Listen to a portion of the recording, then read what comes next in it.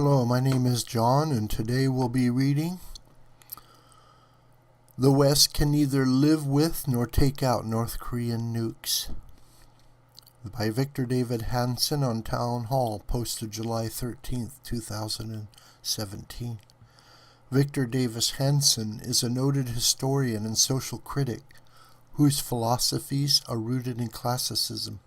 An author, contributing editor, and Professor Victor Davis Hanson writes a world affairs column syndicated by Tribune Media Services. North Korea recently test-launched a long-range missile capable of reaching Alaska. When North Korea eventually builds a missile capable of reaching the U.S. mainland, it will double down on its well-known shakedown of feigning indifference to American deterrence while promising to take out Los Angeles, San Francisco, or Seattle unless massive aid is delivered to Pyongyang. Kim Jong-un rightly assumes that wealthy Western nations would prefer to pay bribe money than suffer the loss of a city, and that they have plenty of cash for such concessions. He is right that the medicine of taking out Kim's missiles is considered by Western strategists to be even worse than the disease of living with a lunatic regime that has nukes. No wonder that the Clinton, Bush, and Obama administrations had few answers to serial North Korean lying and deceit about its nuclear intentions. Sanctions were eventually dropped or watered down either on reports of the mass starvation of innocent North Korean civilians or on false promises of better North Korean behavior. China publicly promised to help rein in its unhinged client while privately doing nothing. Apparently, Beijing found a rabid North Korean government useful in bothering rivals such as the Japanese and South Koreans, while keeping the U.S. off balance in Asia and the Pacific. The dynamic economies and pacifism of Japan, South Korea, and Taiwan were taken for granted by China as easy targets for coercion and blackmail. Russia is never any help. Under President Vladimir Putin, Russian foreign policy is reductive. Whatever causes the United States and its allies a major headache is by definition welcomed. There seems to be zero chance of a North Korean coup or a Chinese intervention to remove Kim. The brainwashed North Korean population is cut off from global news and knows nothing other than 3 generations of Kim family dictators. The military junta that surrounds Kim is likely as aggressive as its leader.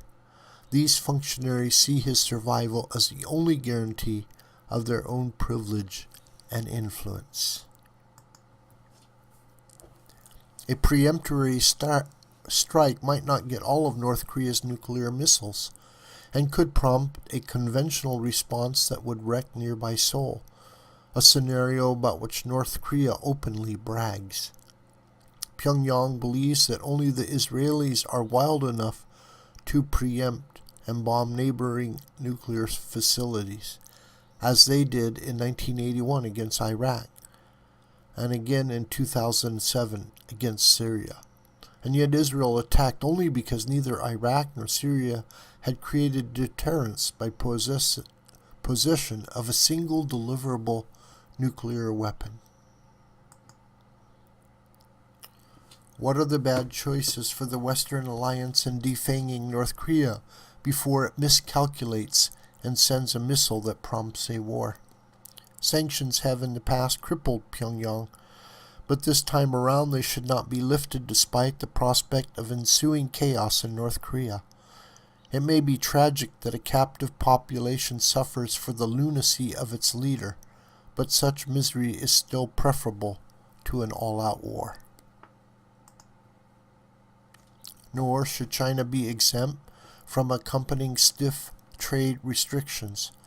Almost every weapon component in the hands of North Korea Either it came directly from China or was purchased by cash earned through Chinese trade and remittances. Certainly China would not allow South Korea to send missiles its way, along with promises of nuking Beijing, while the U.S. kept still about the provocation. Australia, Japan, South Korea, Taiwan, and the U.S. need to coordinate a massive missile defense project aimed at ending North Korean assumptions that even one of its missiles has a chance to reach its intended target. Such a Marshall Plan-like investment would also send a message to China that its own nuclear deterrent could be compromised and nullified by the defensive efforts of its immediate neighbors. China has made life difficult for the U.S. and its Asian allies, and it should learn that the allies could make things even more problematic for China.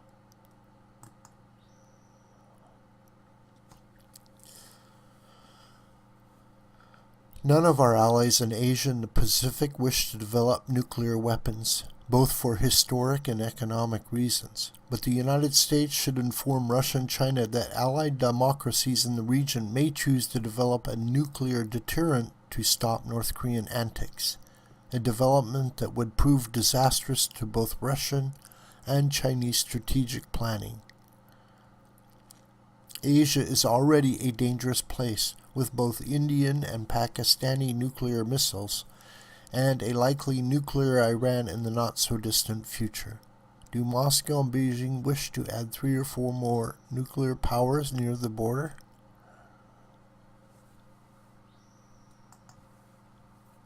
The current danger is not just limited to North Korea.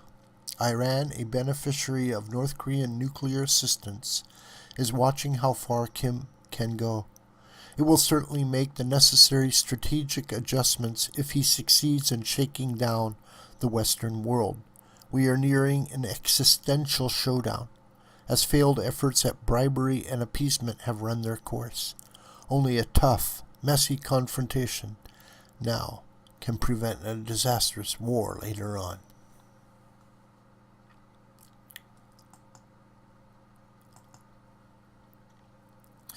This video is a production of the School of the White Crane. My name is John Brooker, and you could reach me through commentary on this video or through my Gmail listed here. Please share this video with family and friends and on social media. May God richly bless you.